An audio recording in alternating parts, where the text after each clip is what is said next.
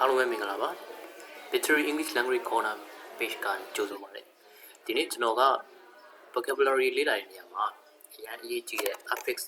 အကြောင်းကိုပြောပြပေးတော့မှာဖြစ်ပါတယ် affix ကဘာလို့ vocabulary လေ့လာတဲ့နေရာမှာအရေးကြီးလဲဆိုတော့ကျွန်တော် affix တွေကိုကိုယ်ကသိထားမယ်လေ့လာထားမယ်ဆိုလို့ရှိရင်ကျွန်တော်တို့လက်ရှိသိနေပြီးသားကျွန်တော်တို့လက်ရှိနားလည်နေပြီးသား vocabulary တွေမှာဒီ affix တွေပေါင်းထည့်လိုက်ခြင်းအပြင်နောက်ထပ် vocabulary အသစ်တွေ meaning အသစ်တွေကိုကျွန်တော်တို့အလွယ်တကူလေ့လာနိုင်မှာဖြစ်ပါတယ်ဒါကြောင့် affix တွေကအင်္ဂလိပ်စာ vocabulary လေ့လာတဲ့နေရာမှာအရင်အရေးကြီးတဲ့အခန်းကဏ္ဍကနေပါဝင်နေပါတယ်ဟုတ်ပြီဆိုတော့ affix ဆိုတာပါလေ affix ဆိုတာကအရင်အမြစ်စကားလုံးဖြစ်တဲ့ root word ရဲ့အရှိကဒါမှမဟုတ်အနောက်ကနေနောက်ထပ်ပေါင်းထည့်ထားတဲ့ morphemes တွေကိုဆိုလိုတာဖြစ်ပါတယ်ဒီမှာ morpheme ဆိုတာကဘာပြောလဲဆိုတော့ morpheme ဆိုတာကနောက်ထပ်ခွဲခြားစိတ်ဖြာလို့မရတော့တဲ့စကားလုံးအစိတ်ပိုင်းတွေကိုဆိုလိုတာဖြစ်ပါတယ်ဒီမှာဆိုလို့ရှိရင် midnight ပေါ့နော် mid mid nhd night midnight ဒီမှာငကိုမူရင်းအရင်မြစ်စကားလုံးဖြစ်တဲ့ nhd night ညဆိုတဲ့ meaning ကိုအရှိကနေ affix တစ်ခုဖြစ်တဲ့ mid mid ဆိုပြီးပေါင်းထည့်လိုက်တဲ့အခါမှာ midnight ညသကောင်ဆိုတဲ့ vocabulary အသစ် meaning အသစ်ကိုကျွန်တော်တို့ရရှိပါတယ်ဒီမှာဆိုလဲ play play ကစားသည်ဒီ play play ဆိုတဲ့ root word ကိုအနောက်ကနေ er ဆိုတဲ့ affix ပေါင်းထည့်လိုက်တဲ့အခါမှာ player ကစားသူဆိုတဲ့ meaning အသစ်ကိုကျွန်တော်တို့ရရှိပါတယ်ဆိုတော့ဒီ affix မှာ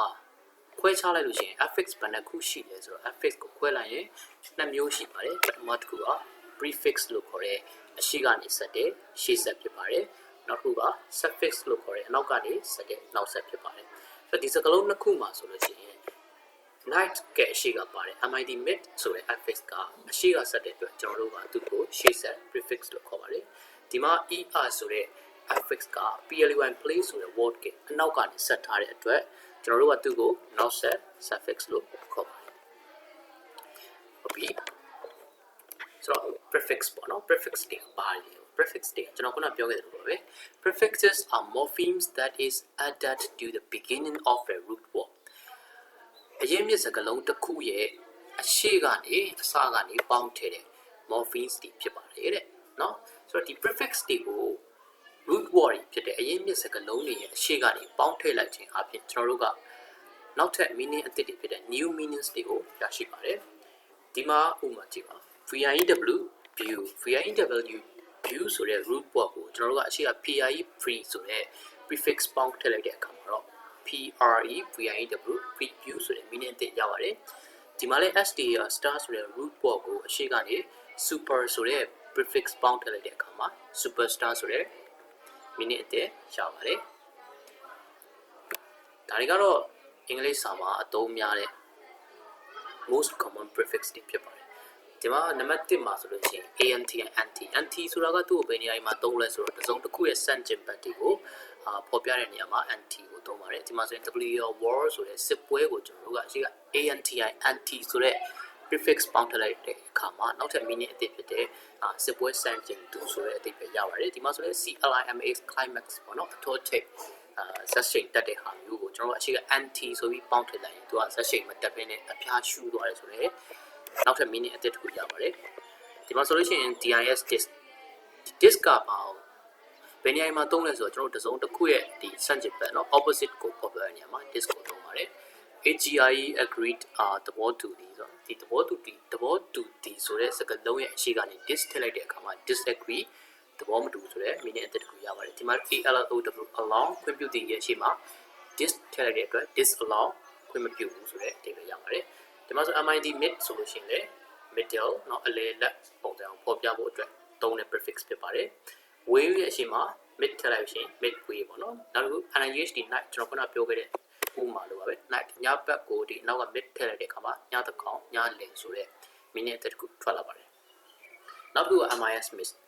ဒီ miss ကိုဘယ်နေရာမှာသုံးလဲဆိုတော့ကျွန်တော် wrongly ပေါ့နော်မှားယွင်းတဲ့ကိစ္စမှားယွင်းတာဖော်ပြတယ်မှားယွင်းတာပြုလုပ်တယ်ဒီလိုမျိုးကိစ္စတွေအမှားကိုဖော်ပြခြင်းတဲ့အခါမှာဒီ prefix ကိုသုံးပါတယ်ဒီမှာဆို TK take TK take ကသူကနေသူဆိုရင် meaning အသက်ရှိပါတယ်နောက်ထပ် mis miss ဆိုတဲ့ prefix ပေါင်းထည့်လိုက်တဲ့အခါမှာတော့ mistake အမှားဆိုတဲ့အဓိပ္ပာယ်ထွက်သွားပါတယ်ဒီမှာဆိုလည်း USC use ကအသုံးပြုသည်ဆိုတဲ့သူကနေသူ meaning သက်တစ်ခုရှိပါတယ်သူရှိရ miss တဲ့အတွက် misuse ဆိုတဲ့ meaning အသက်တစ်ခုဖြစ်သွားပါတယ်ဒီမှာဆိုရင် annual nan ကဘယ်နေရာမှာသုံးလဲဆိုတော့ကျွန်တော် not မဟုတ်ဘူးဆိုတဲ့ဒီမဟုတ်တဲ့မဖြစ်တဲ့ကိစ္စတွေကိုဖော်ပြရတဲ့နေရာမှာသုံးပါတယ်နော်ဒီ prefix ကို ဒီမှာဆိုရင် SE and SE sense เนาะ nonsense ဆိုရင်အတိတ်ပဲမရှိဘူးဆိုတော့ meaning တစ်ခုထွက်ပါတယ်ဒီမှာဆိုရင် toxic ကိုရှိရင် non ထည့်တယ် non toxic ဆိုပြီးတော့နောက်ထပ် meaning တစ်ခုထပ်ပြီးရပါတယ်ဒီမှာဆိုလေ and ကလည်းခုန non နဲ့တူပါပဲเนาะသူဒီမဟုတ်ဘူးမဖြစ်ဘူးဆိုတော့စက်နေဘက်ကိုဖော်ပြနေမှာပဲတုံးဖြစ်ပါတယ် friendly ဆိုတဲ့စကားလုံးကိုကျွန်တော်အရှိက prefix and ပေါင်းထည့်လိုက်တဲ့အတွက် and friendly ဆိုတဲ့ meaning တစ်ခုပြပါတယ်ဒီမှာ align k like ဆိုလို့ရှိရင်ရှိ and ပေါင်းလိုက်လို့ရှိရင်နောက်ထပ် meaning တစ်ခုရပါတယ်နောက်တစ်ခုက re ဆိုတာကနောက်ထပ်တစ်ဖန်ပေါ့နော်နောက်ထပ်တစ်ခါဖြစ်တဲ့ကိစ္စကိုဖော်ပြနေရမှာသုံးတဲ့ prefix ဖြစ်ပါတယ်ဒီမှာဆို ton ကိုရှိကကျွန်တော်တို့ prefix re ထည့်လိုက်တဲ့အခါမှာ return ဆိုတဲ့ meaning တစ်ခုရပါတယ် call ဆိုတဲ့ root word ကိုကျွန်တော်အရှိကနေ re ဆိုတဲ့ prefix ထည့်တဲ့အခါမှာ recall ဆိုတဲ့ meaning တစ်ရပါတယ်ဆိုတော့နောက်တစ်ခု prefix ပြီးတော့ suffix ဆိုတာကခုန prefix နဲ့ပြောင်းပြန်ပါပဲ prefix တုန်းကစကားလုံးရဲ့အရှိမထည့်တာဖြစ်ပါတယ်ဒီ suffix ဆိုတာကတော့ root word ရဲ့အနောက်မှာထည့်တဲ့ affix ဖြစ်ပါတယ်ဆိုတော့သူ့ကိုကျွန်တော်တို့မြန်မာလိုနောက်ဆက်လို့ခေါ်ပါတယ်ဟုတ်ပြီဒီနောက်ဆက်တွေကလည်းခုနရှေ့ဆက်နဲ့အတူတူပါပဲစကားလုံးတစ်လုံးရဲ့အနောက်မှာဆက်ပြီးတော့အဲ့စကားလုံးကိုအတိတ်ပဲပြောင်းတော့အောင်ပြုလုပ်နိုင်စွမ်းရှိပါတယ်ဒီမှာဆိုရင် ton ကိုနောက်က ed ထည့်တဲ့အတွက် ed 10ပေါ့နော်10ဆိုလို့ချင်း ton က present tense ဖြစ်ပြီးတော့ ed 10ဆိုရင် past tense ဖြစ်သွားပါတယ်နောက်တစ်ခုကဒီမှာ quick quick လျင်မြန်တော့ဆိုတဲ့နေရာမှာly ဆိုတဲ့ly ဆိုတဲ့နောက်ဆက် suffix ကိုထည့်တဲ့အခါမှာ quickly ဆိုတဲ့စကားလုံးတစ်ကိုရရှိပါတယ်ဒါတွေကတော့အင်္ဂလိပ်စာမှာကျွန်တော်အများဆုံးတွေ့ရတဲ့ common suffixes တွေပေါ့နော်ဒီမှာဆိုရင် able ဒါမှမဟုတ် ible ဆိုတော့ဒီစကားလုံးနှလုံးကိုဘယ်နေရာမှာသုံးလဲဒီ suffix ကိုဘယ်နေရာမှာသုံးလဲဆိုတော့ can be done ပေါ့နော်သူ့ရဲ့လုံနိုင်စွမ်းသူ့ရဲ့ဖြစ်နိုင်စွမ်းတွေကိုဖော်ပြတဲ့နေရာမှာဒီ suffix တွေသုံးပါတယ်ဒီမှာဆိုရင် doable ဆိုရင်လုံနိုင်တော့ makeable ဆိုလည်းတူပဲလုံနိုင်တော့ပေါ့နော်ဒီမှာဆိုလည်း do ကိုနောက်က able ဆိုတဲ့နောက်ဆက်ကတ်ထားပါတယ်ဒီမှာလည်း make ကို able ဆိုတဲ့နောက်ဆက်ကတ်ထားတာဖြစ်ပါတယ်နောက်တစ်ခု full ကတော့ဘယ်နေရာမှာအသုံးများလဲဆိုတော့ကျွန်တော် full of ပေါ့နော်တစုံတစ်ခုကိုဂရုတစိုက်လုံးဆောင်တော့ပြည့်နေတာပေါ့နော်အရန်ပြည့်နေတယ်ကြွယ်ဝချမ်းသာတာကိုအဓိကဖော်ပြနေမှာသုံးပါတယ်ဒီမှာဆိုရင် care ဆိုရင် care နောက်က full ဆိုတဲ့ surface ကိုထည့်တဲ့အခါမှာ care ဆိုတော့ကျွန်တော်ဂရုစိုက်တာပေါ့နော် full ဆိုတော့ဂရုစိုက်တာတွေအရန်ပြည့်နေတယ်careful ဆိုအရင် group site တယ် group site တော့เนาะ site တွေပဲထွက်ပါတယ် jo1 join ဆိုတဲ့ပြောစရာကိုလည်းကျွန်တော်တို့က full ကိုထပ်ပြီးထည့်ရတယ် join full ဆိုတဲ့ meaning တစ်ခုရပါတယ်နောက်တစ်ခု et เนาะ et ကတော့ဘယ်နေရာမှာအသုံးများလဲဆိုတော့ကျွန်တော်တို့အင်္ဂလိပ်စာမှာ past tense တွေဖြစ်เนาะရိုးရိုးဒီ present tense ကို past back ကိုပြောင်းတဲ့နေရာမှာအသုံးကြပါတယ်ဒီမှာခုနဖော်ပြခဲ့တဲ့ဥပမာလိုပါပဲ ton ed 10ဆိုရင် ton ed 10ဆိုလို့ရှိရင် ton 10 getနောက်ကနေ ed ပေါင်းပြီးတော့နောက်ထပ် meaning အသစ်တစ်ခုဖြစ်အောင်လုပ်ထားဖြစ်ပါတယ်ဒီမှာ play play ကစားသည်ဆိုရင်လည်း play ed play ကစားခဲ့သည်ဆိုပြီးတော့နောက်ဆက် ed ထည့်ပြီးတော့သူ့ရဲ့ past tense ကိုပြောင်းလိုက်တာဖြစ်ပါတယ်နောက်တစ်ခု en ဆိုတာကတော့ made of ပေါ့နော်ဘာနဲ့ပြုလုပ်ထားရဲဆိုတဲ့နေရာဘာနဲ့ပြုလုပ်ထားရဲဆိုတဲ့ကိစ္စတွေကိုဖော်ပြနေမှာသုံးပါတယ်ဒီမှာဆိုရင် golden golden ပေါ့နော် golden ဆိုရွှေနဲ့ပြုလုပ်ထားတယ်နောက်တစ်ခု wod wooden ဒါတက်သားနဲ့ပြုလုပ်ထားတယ်ပေါ့နော်ဒါတွေကိုဖော်ပြခြင်းနေရာမှာဒီ en ဆိုတဲ့နောက်ဆက် suffix ကိုသုံးပါတယ်နောက်တစ်ခု er ပေါ့နော် er ကတော့ရှင်ပြိုင်မှုတွေကိုဖော်ပြတဲ့နေရာမှာ comparative ပုံစံရှင်ပြိုင်မှုတွေဖော်ပြတဲ့နေရာမှာသုံးပါတယ်ဒါဆို hing က higher ဆိုရင်ပိုမြင့်တော့ပေါ့နော်ပိုမြင့်တော့ hing high ကိုနောက်က er ဆိုတဲ့နောက်ဆက် suffix ထည့်တဲ့အခါမှာအတစ်ခုထွက်သွားပါတယ်ဒီမှာဆို f is as the first မြန်တော့ကိုနောက်က er ဆိုတဲ့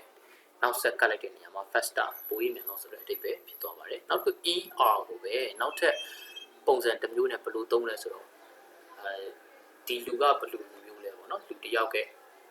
အရင်အသွေးပေါ့နော်သူဘယ်လိုမျိုးလုပ်လေရှိတယ်သူကဘယ်လိုလူမျိုးလဲဆိုတာကိုဖော်ပြတဲ့နေရာမှာသုံးပါတယ်ဒီမှာဆို do ဆိုတဲ့ရိုးရိုး root word စကားလုံးအရင်အမြစ်ကိုနောက်က er ဆိုတဲ့နောက်ဆက်ကလိုက်တဲ့အခါမှာ doer doer ပြုလုပ်သူဆိုတဲ့အဓိပ္ပာယ်ဖြစ်သွားပါတယ်ဒီမှာ act at ကိုလည်းနောက်က or တခါလေကျတော့ er က or လည်းဖြစ်သွားနိုင်ပါတယ်เนาะ act or actor ဆိုပြီးတော့တရုပ်ဆောင်ဆိုတဲ့အဓိပ္ပာယ်ဖြစ်သွားပါတယ်နောက်တစ်ခုက dance ပေါ့နော် dance ကိုနောက်က er ထည့်တဲ့အခါမှာ dancer ကားသူဆိုပြီးတော့နောက်ထပ် meaning တစ်ခုထွက်သွားပါတယ်ဟုတ်ပြီနောက် နောက်တစ်ခုက EST ပေါ့နော် EST ဆိုတဲ့နောက်ဆက်ကိုကျွန်တော်တို့ကဘယ်နေရာမှာသုံးလဲဆိုတော့ superlative အမြင့်ဆုံး degree ကိုဖော်ပြတဲ့နေရာမှာသုံးပါတယ်ဒီမှာဆိုရင် BEST best ပေါ့နော်အကောင်းဆုံး PNG big ကိုနောက်က EST ဆိုတဲ့နောက်ဆက်ကလိုက်ပြီးတော့ biggest အကြီးဆုံး FAST first ကိုလည်းနောက်က EST ဆိုတဲ့နောက်ဆက်ကပ်ပြီးတော့ fastest အမြန်ဆုံးဆိုတဲ့အဓိပ္ပာယ်ဖြစ်သွားအောင်သုံးလို့ရပါတယ်နောက် LESS less ဒီနောက်ဆက်ကိုဘယ်နေရာမှာသုံးလဲဆိုတော့ကျွန်တော်တို့ကမရှိဘူးပေါ့နော် without lack of ပေါ့နော်အင်္ဂလိပ်ဆိုတာ lexical lack of လို့မျိုး WDH OUT without မရှိဘူးဆိုတာမရှိဘူးမဖြစ်ဘူးစတဲ့ဒီအငင်းပုံစံတွေမှာသုံးပါတယ်ဒီမှာ fear ဆိုရင်fear ဆိုမြန်မာလိုကြောက်တာပေါ့နော် fearless ဆိုတော့သူကကြောက်နေစိတ်လုံးဝမရှိဘူးကြောက်နေစိတ်သူ့မှာလုံးဝမရှိဘူးတတိရှိရဆိုတဲ့ဒီဖြစ်သွားတယ်ဒီမှာဆိုလဲ CI care ကိုလည်းသူ့ရဲ့နောက်က less ဆိုတဲ့နောက်ဆက်ပြီးတော့ careless တတိမဲ့တယ်ပေါ့နော်တတိလက်လွတ်ပြုလုပ်တာဆိုတဲ့အဓိပ္ပာယ်ဖြစ်သွားအောင်ပြောလို့ရပါတယ်ဟုတ်ပြီဒါကကျွန်တော်နမူနာပုံစံလေးတွေပြောပြခဲ့တာဖြစ်ပါတယ်အင်္ဂလိပ်စာမှာဒီလိုမျိုးနောက်က suffix တွေတောင်းဖို့အရှိက prefix တွေကပ်ပြီးတော့စကားလုံးရဲ့အဓိပ္ပာယ်ကိုပြောင်းသွားတဲ့ vocabulary တွေထောင်နဲ့တောင်းနဲ့ချီပြီးရှိပါတယ်ဆိုတော့ကျွန်တော်တို့ကဒီရှေ့ဆက်နောက်ဆက်တွေအကြောင်းကိုကောင်းကောင်းနားလည်ထားလို့ရှိရင်ကျွန်တော် vocabulary တစ်လုံးကြက်လိုက်လို့ရှိရင်အဲ့ vocabulary တစ်လုံးကိုအရှိကနေ prefix ထည့်မယ်နောက်ကနေ suffix ထည့်လိုက်မယ်ဆိုလို့ရှိရင်နောက်ထပ် vocabulary နောက်ထပ်အသစ်၃လုံးရရှိသွားမှာဖြစ်ပါတယ်ဆိုတော့ကျွန်တော် vocabulary တစ်လုံးကြက်ရင် vocabulary 3လုံးရမယ်နေပေါ့နော်အမြဲတမ်းတော့မဟုတ်ပါဘူးဒါများသောအားဖြင့်ဆိုတော့ English vocabulary ကိုလေ့လာတဲ့အခါမှာဒီ affix လို့ခေါ်တဲ့ရှေ့ဆက်နောက်ဆက်တွေရဲ့အခန်းကဏ္ဍကအရင်အရေးကြီးပါတယ်ဆိုတော့ဒီဗီဒီယိုလေးကနေမိတ်ဆွေတို့အင်္ဂလိပ်စာလေ့လာသင်ကြားတဲ့နေရာမှာအထောက်အကူတစ်ခုခုဖြစ်လိမ့်မယ်လို့ယုံကြည်ပါတယ်ဗီဒီယိုအဆုံးထိကြည့်ပေးတာကိုကျေးဇူးအများကြီးတင်ပါတယ်